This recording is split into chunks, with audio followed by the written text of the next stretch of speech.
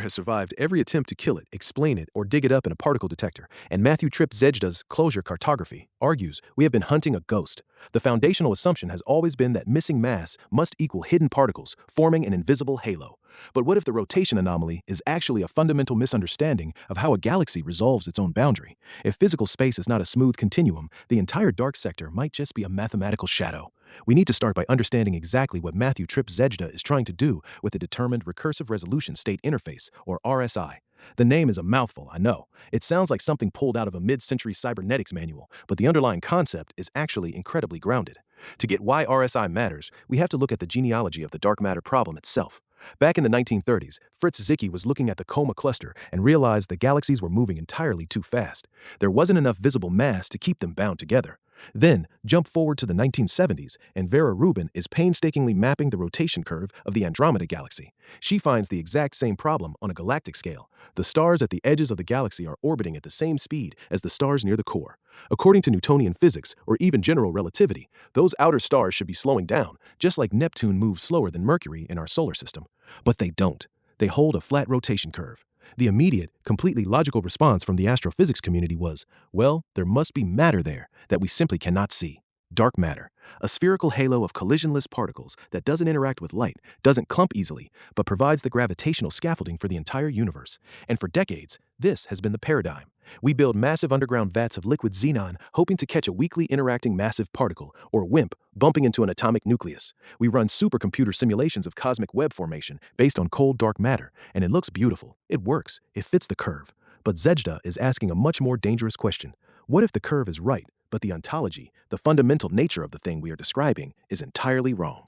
RSI posits that the universe is not just a pile of disconnected rulebooks where you can endlessly add invisible substances whenever the math doesn't quite balance out.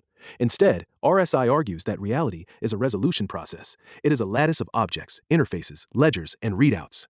Think about what it means to resolve something. When you look at a digital image, it's not a smooth, continuous painting. It's a grid of pixels. Zejda is arguing that physical reality itself has a resolution state. A system doesn't just passively exist in a continuous vacuum. It actively admits a present-tense identity across an interface. Zejda calls this the admitted anchor budget and the declared interface carrier. In RSI, you can't just have an object floating in nothingness. You have an anchor, a resolved identity, and an interface, the boundary through which that identity is held or read. And crucially, there is an accounting system, a ledger. The universe keeps a strict positive ledger of energy and support.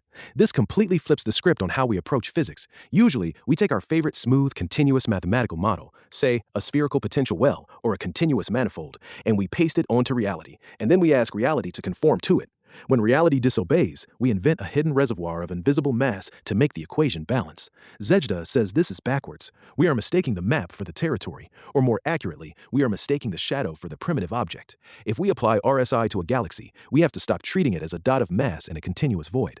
A galaxy is a layered, recursive system. It has a baryonic skeleton, the stars, the gas, the dust, and it has an active interface. And here is the kicker. Because it is rotating, because it is a finite system in a finite resolution state universe, its native carrier is not naturally a smooth sphere. We've been forcing galaxies into spherical halo models because a sphere is the easiest continuum object to calculate.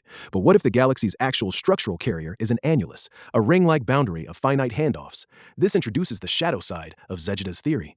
If he is right, the entire dark matter particle hunt has been a tragic misallocation of human genius. We've been looking for a literal substance when we should have been mapping a geometric support structure. We've been staring at the shadow cast by a flat rotation curve and assuming the object blocking the light is a giant, invisible cloud of exotic particles. Zejda's Closure Cartography is the attempt to map the actual terrain, the geometric and structural rules of the galaxy's resolution, rather than blindly reconstructing a hidden mass reservoir. And I want to linger on this because it's deeply uncomfortable. Science relies on consensus, and the consensus around dark matter is profound. It's written into our textbooks. But Zejda isn't throwing away the data. He respects the burden of the rotation curves, the gravitational lensing, the cluster dynamics. He acknowledges that the anomaly is entirely real. What he rejects is the free pass we gave ourselves to invent a substance to patch the hole. RSI demands that any support must live on a strict, positive ledger. No hidden reservoirs, no magical negative energy wells. If a galaxy is acting like it has extra support in its outer disk, that support must be accounted for geometrically and structurally through the interface it is claiming. It's a beautifully brutal constraint. You don't get to cheat. You have to balance the books with the geometry that is natively present. And this brings us right to the threshold of how RSI actually gatekeeps existence itself. To really grasp the mechanics of closure cartography, we have to dig into the fundamental equations of RSI, because they are the gatekeepers of this entire universe model. The spine of RSI is remarkably austere. Zejda introduces two distinct gates, the existence gate and the change gate. This separation is philosophically massive. The existence gate is written as S a gate equals A Claudia P. RSI Claudia could lape the budget. The actual support and identity can muster. RSI courier, or a footprint the object is claiming. This equation is asking a deceptively simple question. Does this configuration have enough support to exist right now, in this form, across this boundary? If the declared carrier AP is too large or too stressed for the anchor budget, EA, the state is not admitted. The universe rejects the configuration. It doesn't get to exist as a free geometry claim. Let's put this in the context of dark matter. When we look at a galaxy's flat rotation curve, the legacy approach assumes the galaxy exists exactly as we see it, plus a giant invisible halo to make the math work. RSI stops you right there. Before you can even draw a halo, you have to ask what interface the galaxy is actually declaring. If you try to force the galaxy to declare a smooth, infinite spherical carrier, the RSI existence gate will test that against the available baryonic anchor budget. But here's the twist. RSI doesn't let you smuggle in hidden dark matter to inflate EA. You only have the positive ledger. You only have what is admitted. So, how does a galaxy survive the existence gate when its outer stars are moving so fast? The answer lies in redefining AP. The galaxy isn't claiming a spherical halo, it's claiming an annular, rotating closure terrain. The geometry belongs in the carrier.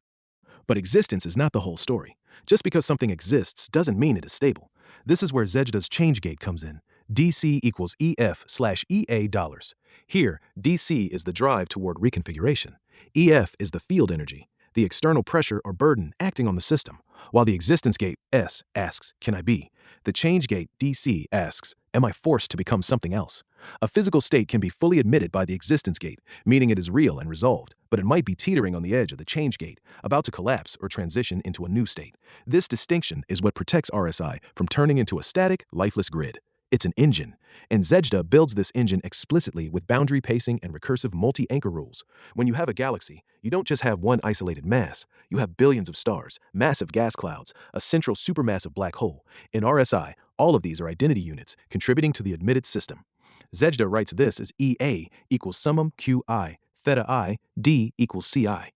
The identity of the galaxy is a sum of its recursive participating partners. The system is layered. It's a cake, to use Zejda's deeply informal, highly effective analogy. An atom is a layer, a planet is a layer, a galaxy is a layer. Each one has its own interface, its own ledger, its own existence gate, and its own change gate. And this forces us to reconsider what an observable is. In legacy physics, we treat a redshift or gravitational lensing, shear, as a direct fingerprint of an underlying substance. If we see light bend, we assume there is a lump of mass bending it. Zejda introduces an observable shift diagnostic. Z equals delta S/S. This tells us that an observation, whether it's the redshift of a distant quasar or the time delay in a strongly lensed supernova, is actually reading a shift in the stability context. It's a readout of the resolution state, not a photograph of a particle. This is the technical heart of the same terrain, different readouts philosophy. We have one solved geometric terrain, the annular support branch of the galaxy. When matter moves through this terrain, we read its trajectory as a rotation curve. When photons move through this exact same terrain, we read their transverse gradient as weak gravitational lensing. We are not allowed to invent a new hidden mass profile for the photons, and a different one for the stars. The terrain is fixed by the existence and change gates. Let's dwell on the shadow side of this strict ledger system. What happens if you try to cheat? What happens if you subtly introduce a negative energy well to balance an equation, which is a very common mathematical trick in quantum field theory and cosmology? Zejda's positive ledger rule, sigma E equivalent E3 plus EA plus A3, strictly forbids it. If support exists, it must be positive, and it must be counted. This is anti-magic. It is a refusal to let the math become a shell game where missing variables are hidden under the table. It forces a terrifying level of honesty. If the annular geometry cannot account for the flat rotation curve using only the admitted baryonic skeleton, then RSI fails. It dies right there on the whiteboard. It doesn't get to invent a dark energy equivalent to push the problem away.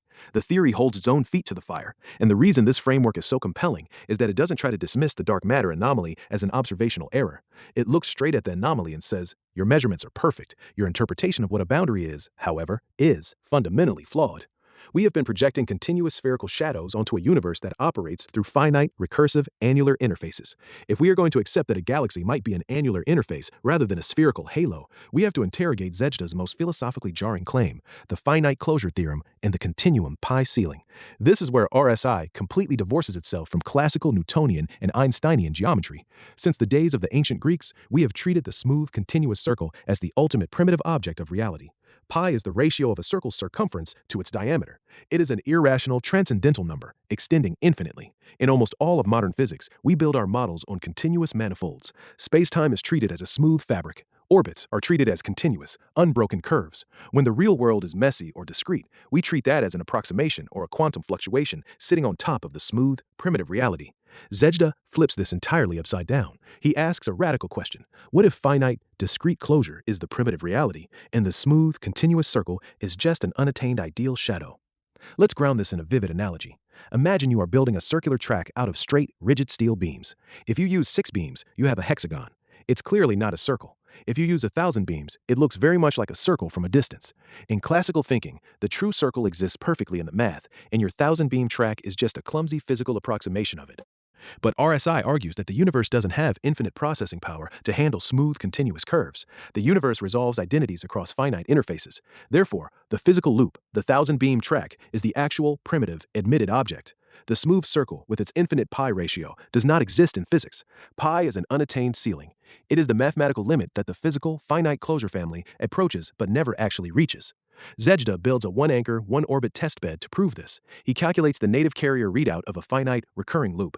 The loop consists of a specific number of resolved turn states. Let's call it n. There is a finite step angle between these states. Because the separation between states is finite, the active carrier, the actual structural footprint of the loop, is strictly smaller than the area of a continuous smooth annulus. The physical loop literally cannot cover the entire continuous geometry. When Zejda runs the math, he finds that the native carrier readout of the finite loop, pi carrier, is always strictly less than true pi. In his robustness example, he finds a stable finite loop at n equals 39. The native readout is roughly 3.128. The smooth shadow of that loop is about 3.138, and true pi is 3.14159. The hierarchy is absolute. Native finite carrier is less than the smooth shadow, which is less than the continuum ceiling. Why does this matter for dark matter? Because a galaxy is a rotating disk. It is a macro-scale finite closure system. If we assume the continuous, smooth spherical halo is the primitive object, we have already begged the question. We have already forced the galaxy into a geometrical framework that RSI says the universe does not natively use. When we observe a galaxy, we are observing a finite, layered identity structured by recurring rotational motion. The outer edges of the disk are trying to maintain closure. They are trying to satisfy the existence gate over massive distances.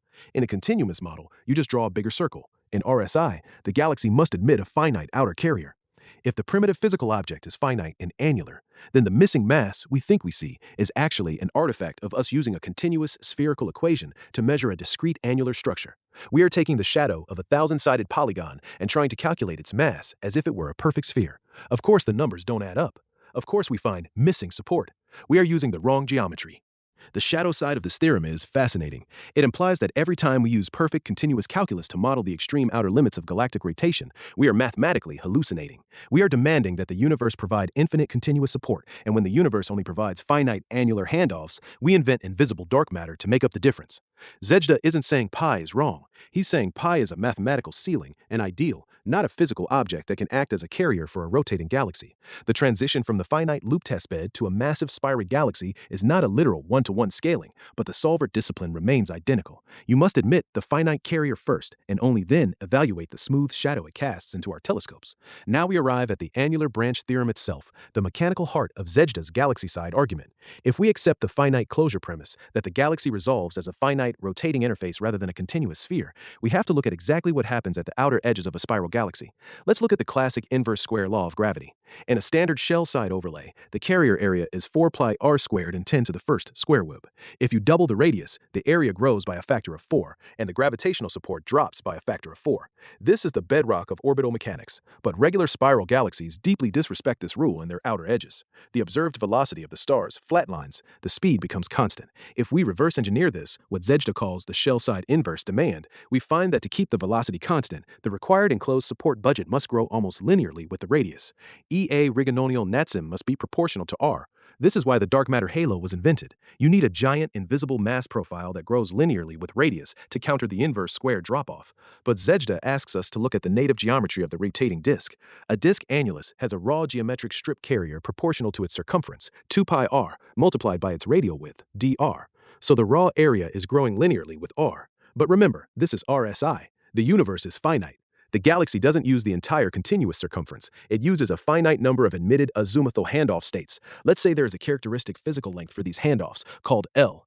The number of admitted states around the ring is the circumference divided by L. In L phi, approximately 2 pair r dot L. The active aperture fraction, the percentage of the ring actually participating in the structural support at any given moment, is 1 over the number of states. So the active fraction is C derize, approximately L-L by 2 pair r. Watch what happens here, because it is the most beautiful piece of algebraic cancellation in the entire book. The effective active carrier is the raw area multiplied by the active fraction. Effective carrier equals 2 pi r current dr car tsc, current tsc by longe tactabilla dots. The 2 pi r in the numerator, the circumference, exactly cancels the 2 pi r in the denominator, the shrinking active fraction. The radius r completely vanishes from the equation.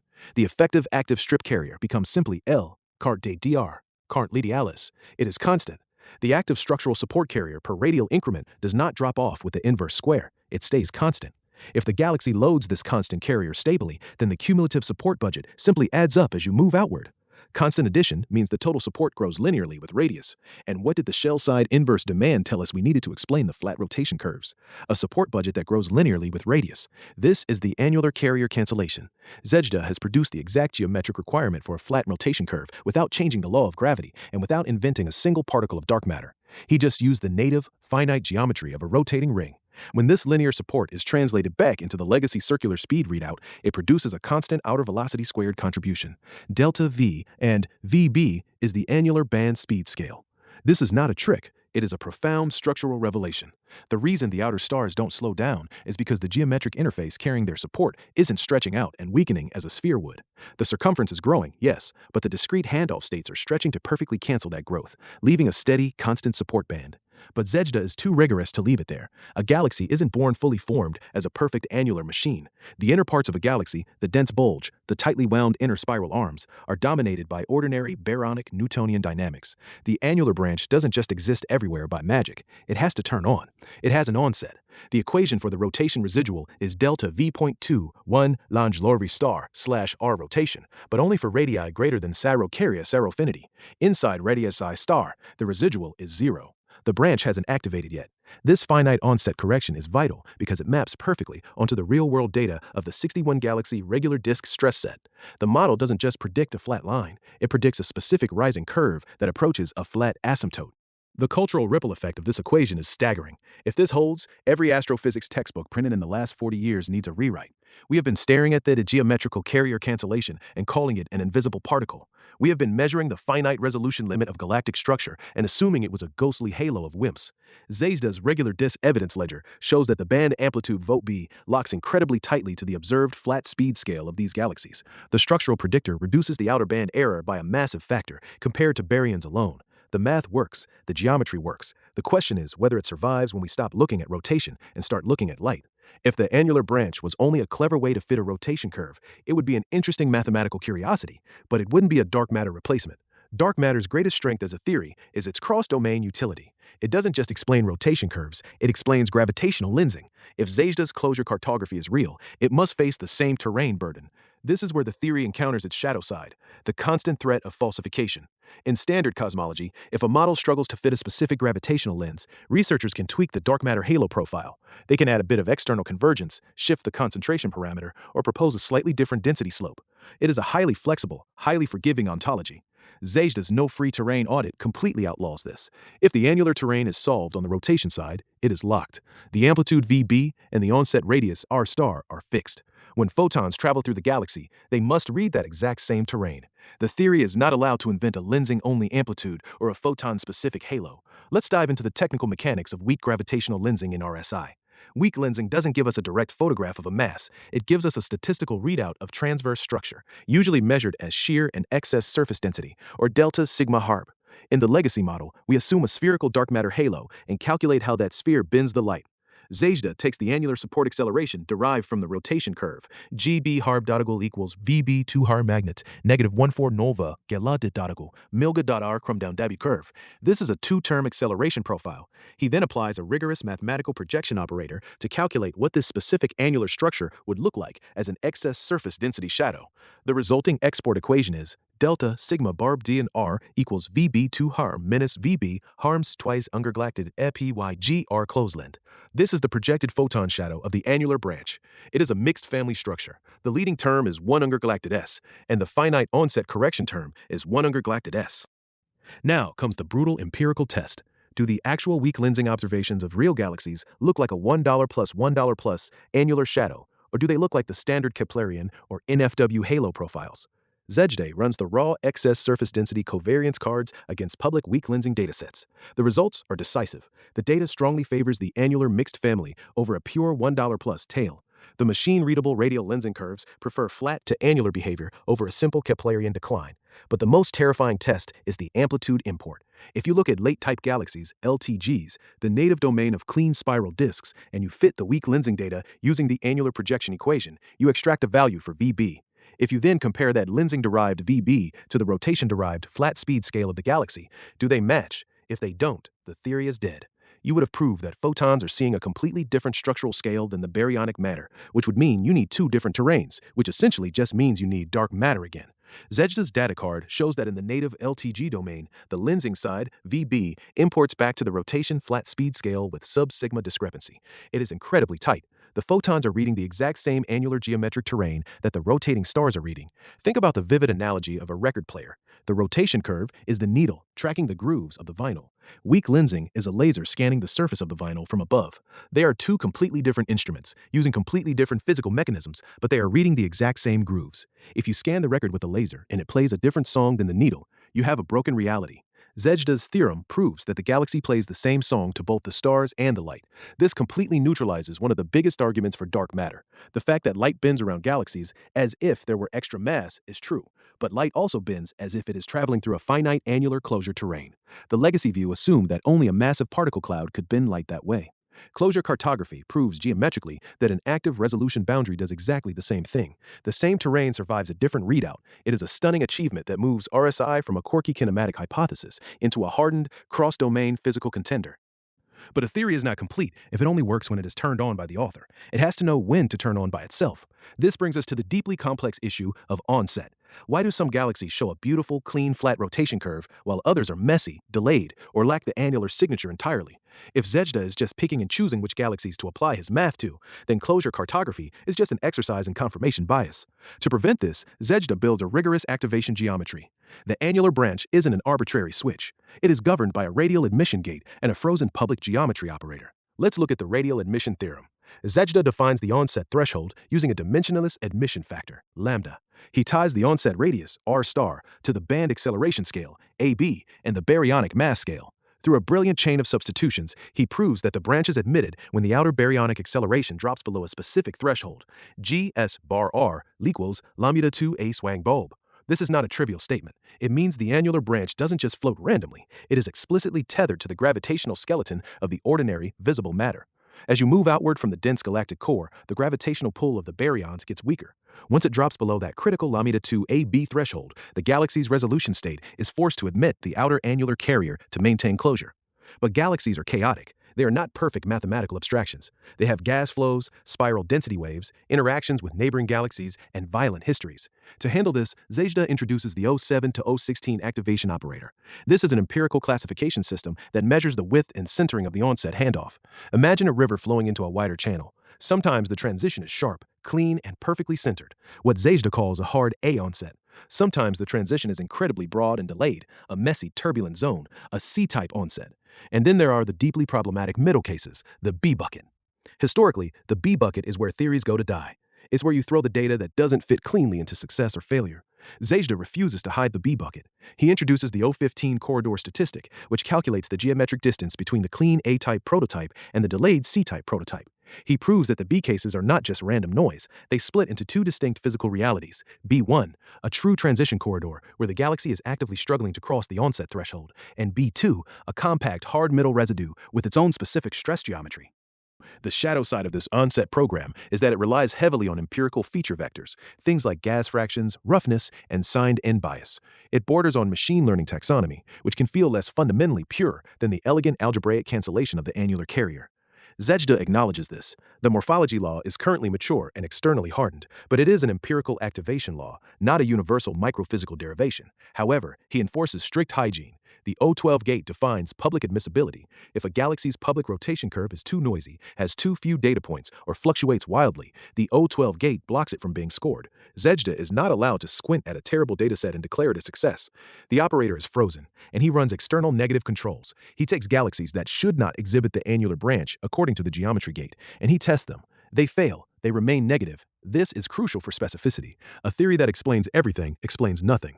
If the annular branch turned on for a highly disturbed, non-rotating, irregular puff of gas just as easily as it did for a pristine spiral disk, it would be a meaningless mathematical patch. By defining exactly where and why the branch activates and proving that it stays dead when the conditions are not met, Zajda grounds the theory in structural reality. This culminates in Unified Annular Cartography, or UAC. UAC is the formal capstone that binds rotation, weak lensing, and onset into a single, unbreakable cartographic object. It is a declaration of confidence, but it is heavily armored with no free terrain constraints. It explicitly bans terrain reset, amplitude reset, geometry drift, and status inflation. It says, we have one terrain, we have multiple readouts, and here's exactly what would kill the theory tomorrow if new data contradicts it. Having conquered regular spiral disks and weak statistical lensing, closure cartography must now walk into the absolute deep end of astrophysics, strong lensing and time delay. If weak lensing is a gentle statistical smearing of background light, strong lensing is a violent, dramatic funhouse mirror. When a massive foreground galaxy or cluster sits perfectly aligned between us and a distant quasar, the light from the quasar is bent so severely that it takes multiple different paths around the lens. We see multiple images of the exact same object, sometimes a cross, sometimes a quad, sometimes an Einstein ring. In standard dark matter theory, modeling a strong lens is an agonizing exercise in tweaking the invisible halo. You adjust the density, the ellipticity, the external shear from nearby groups until the simulated light rays hit the observed image positions. But Zajda introduces a far more brutal test, time delay. Because the light takes different paths through the lensing terrain, the photons travel different geometric distances, but they also experience different gravitational time dilation, what Zajda calls path-integrated pacing. When the background quasar flickers, we see image A flicker. Then, days or months later, we see image B flicker. Then, image C. The relative time delay between these images is the ultimate test of a terrain. In the legacy model, if your mass profile gets the image positions right but predicts the wrong time delays, you just add more dark matter substructure or tweak the mass sheet degeneracy until the timing works out. Zajda's local strong lens theorem absolutely forbids this. The same declared annular terrain that admits the image path geometry must simultaneously supply the path integrals that produce the relative time delays. You cannot have one terrain for the geometry and a hidden second terrain for the pacing. Let's look at the mechanics of the RxJ1131-1231 anchor system. This is a quad lens with a highly specific timing hierarchy. Images A, B, and C arrive very close together, within about a day of each other. Image D arrives a massive 91 days later. The timing hierarchy ratio is about 83:1. If closure cartography is just an illusion, forcing the RSI pacing integral over the admitted paths should completely shatter the timing hierarchy. But it doesn't. The declared terrain perfectly preserves the A, B, C close basin and the isolated D basin. It maintains the hierarchical structure without requiring an ad hoc, time-delay dark matter clump to slow down image D. Zajda builds a 6-anchor local confidence packet, 6 entirely different strong lens systems, crossed quads, fold quads, interacting dual lenses. For every single one, he forces the same strict ledger. The geometry readout and the delay readout must operate on the same $TESL terrain. Line-of-sight environment and external kinematics are audited explicitly, not used as magical get-out-of-jail-free cards. This brings up a fascinating cultural ripple effect regarding how we handle degeneracies in physics. The mass sheet degeneracy is a famous problem in lensing. You can mathematically transform the mass profile of a lens in a way that leaves all the image positions identical, but completely changes the predicted time delays and the inferred Hubble constant. It has been a massive headache for precision cosmology. Zajda treats the mass sheet transformation not as an annoying glitch in the math, but as a compare grammar. It is an audited operation that tests the stability of the terrain against external kinematic constraints, like the velocity dispersion of the stars in the lens galaxy. By forcing all sectors, timing, geometry, morphology, and kinematics to speak through one unified terrain, he drastically shrinks the space where dark matter models traditionally hide their errors. However, Zajda is aggressively cautious here. He explicitly labels this a local theorem. He is not claiming that RSI has universally solved every strong lens in the sky. He is claiming that for this rigorous 6-anchor packet, spanning 325 source-locked trace rows, the same terrain pacing holds. This boundary honesty is what makes the book a serious scientific contender rather than a crank manifesto. He is showing that the annular terrain can pace multiple paths locally, which proves the dark matter halo is not the only mathematical object capable of explaining strong lensing time delays. If a spiral galaxy is an intricate spinning clockwork, a galaxy cluster is a sprawling, chaotic metropolitan city. Clusters are the largest gravitationally bound structures in the universe, containing hundreds or thousands of galaxies, massive oceans of superheated X-ray gas, and, according to legacy physics, vast, dominating halos of dark matter. Zajda moves the goalpost again with Chapter 16, Relaxed Clusters and the Shell Family Band. The annular branch relies on the rotational, handoff mechanics of a spinning disk. A galaxy cluster is not a spinning disk. It is largely a pressure-supported equilibrium environment. So, does the RSI support terrain completely collapse when the carrier changes? Zajda argues that the shape of the cumulative support survives, even as the geometric carrier shifts. In the galaxy sector, the annular cancellation produces a cumulative support budget that grows linearly with radius. In A extra, ProSeras Gale is largely R. In a relaxed equilibrium cluster, this exact same linear cumulative support expresses itself as a shell family terrain. When you translate a linear cumulative mass profile into a volume density, you get rho OT cubed times 1 outs more cubics. This looks remarkably like an isothermal profile, a very old, very classical astrophysical model. But Zajda isn't just pasting an isothermal dark matter halo onto the cluster. He is enforcing the most brutal cross-observable coherence test imaginable. A relaxed cluster is observed through several entirely independent physical channels. We see the core lensing, Einstein rings. We measure projected strong lensing mass. We track the velocity dispersion of the member galaxies zipping around inside the cluster. We measure the thermal depth, the temperature of the X-ray emitting gas. In standard cosmology, you build a dark matter halo, like an NFW profile, and tweak its mass and concentration until it roughly fits all these observables. Zajda requires that all these independent probes must mathematically reduce to a single unified reference velocity scale, 6 on B, without any sector-specific tweaking. He converts a projected mass into a velocity scale. He converts thermal X-ray depth into a velocity scale. He converts member dynamics into a velocity scale. Then he divides every single probe by the central shell family reference scale to get a dimensionless ratio, ENA-P. If the theory is right, every ENA-P ratio for every different instrument should land inside a tight, finite corridor around 1.0. If the theory is wrong, the thermal gas will point to one mass scale, the lensing will point to another, and the galaxies will point to a third, shattering the corridor. Zajda builds a packet of 5 highly vetted relaxed clusters, tracking 19 independent probe rows. The MAX J1206 cluster, the Abel S1063 cluster, Abel 611. He maps the Einstein angles, the member dynamics, the thermal depths. The results are a local freeze. Every single one of the 19 admitted source-locked probe rows lands safely inside the defended empirical corridor of 0.84 to 1.12. The mean ENA is 0.959.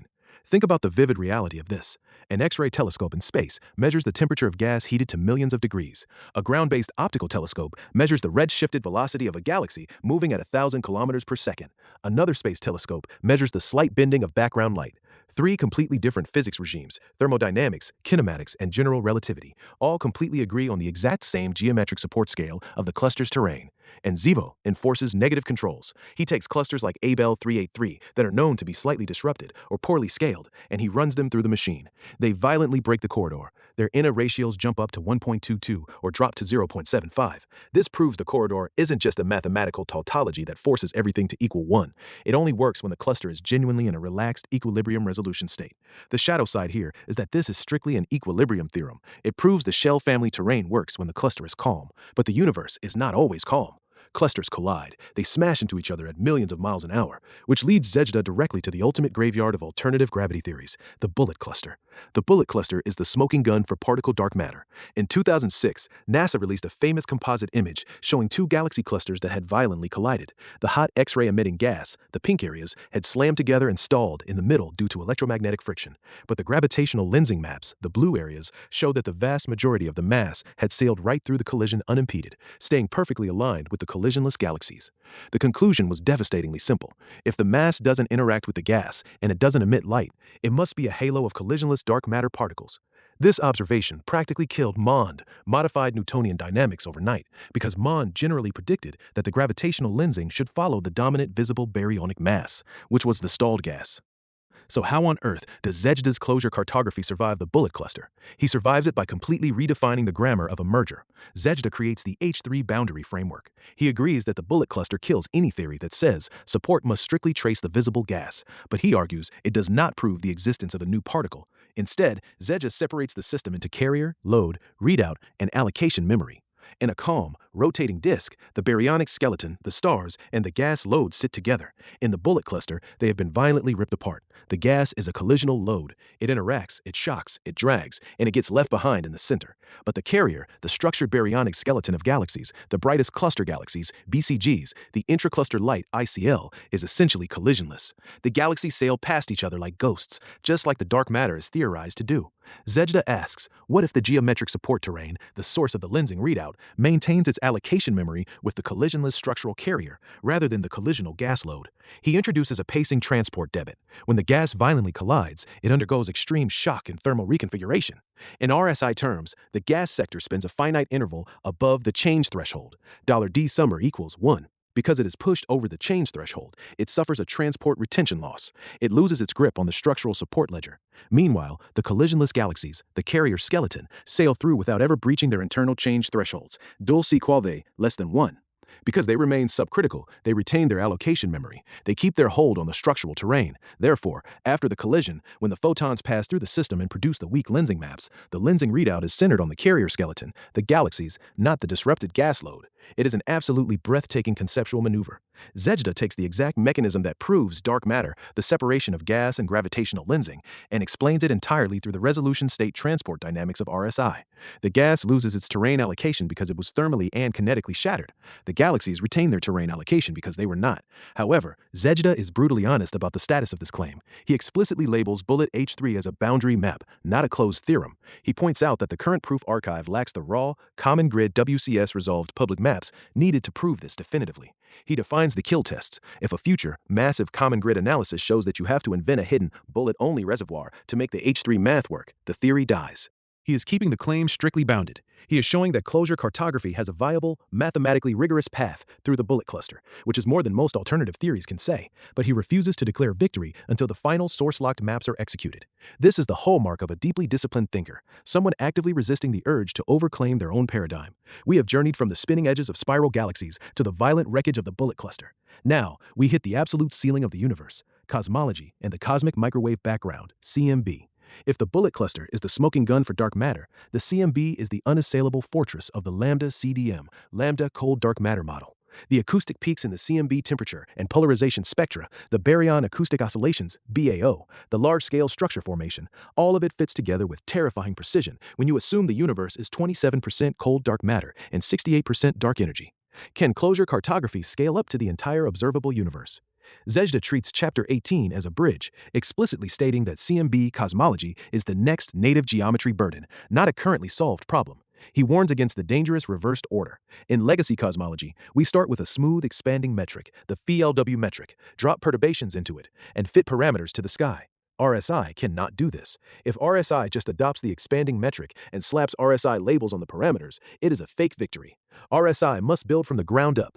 Admitted universal ledger, to get to finite horizon structure, to Grethen native readouts. Zejda introduces the concepts of alios, the lower recursive boundary, the minimum admitted anchor, and trip, the far field, largest resolved system boundary. The universe, in RSI, is a layered, nested lattice of finite identities. The CMB is not a mystical edge of a continuous balloon.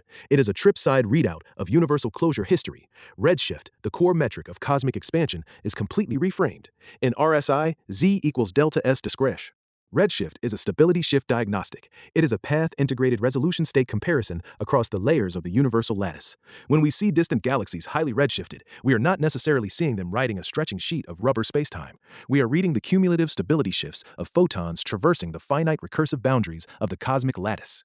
Zeta defines the C1 bridge object, linking the Finite-Closure family to the CMB spectra, $TT, $TE, $EE, the lensing potential, BAO distances, and supernova luminosity. He explicitly lays out the kill tests for whoever attempts to execute this future CMB run. If the future RSI model requires independent, ad hoc terrain constants for the TT spectrum and a different set of constants to fit the BAO distances, it dies. The no-free terrain audit scales to the edge of the universe. This leads perfectly into the final architectural masterpiece of Zeta's book, the falsifier ladder. Most theoretical physics papers spin their conclusions boasting. Zeta spends his conclusion building an ordered guillotine for his own life's work. The falsifier ladder goes from rung 0, hygiene and source lock, to rung 9, CMB and cosmology. He explicitly outlines exactly what empirical data would trigger an immediate revision, a domain narrowing, or a hard kill of the theory. If clean regular disks suddenly stop showing the annular band shadow family in a future survey, rung 2 kills the rotation explanation. If weak lensing data forces the VB amplitude to detach from the rotation flat speed scale, rung 3 kills the same terrain theorem. If the B1-B2 onset split collapses into random noise upon deeper external replay, rung 4 kills the activation geometry. This is not a weakening device. As Zeta notes, a vague theory can always survive by moving the goalposts. A theory with frozen gates, locked source rules, and declared kill tests has to earn its survival. The falsifier ladder is what transforms Closure Counterfast from a fascinating mathematical intuition into a hardened, high-stakes scientific contender. Matthew Tripp Zeta has not declared that dark matter is dead and buried. He has done something much more profound. He has proven that the anomaly we call dark matter can be fully, rigorously interpreted, not as a missing particle, but as a misunderstanding of how finite geometric boundaries carry gravitational support. He has built a unified cartographic object that survives rotation, weak lensing, onset activation, local strong lensing, and relaxed cluster equilibrium, all while keeping the accounting ledger strictly positive. The universe might not be a smooth sheet of rubber dusted with invisible particles. It might be an incredibly vast, perfectly balanced, recursive geometric clockwork, actively resolving its own existence, moment by moment, interface by interface. If you look at the stars tonight, remember that the dark spaces between them might not be filled with ghostly matter. They might just be the perfectly calculated geometric shadows of the galaxy holding itself together. Share this episode with anyone who looks up and wonders what we're missing. Keep thinking, keep questioning, and I'll see you on the next deep dive.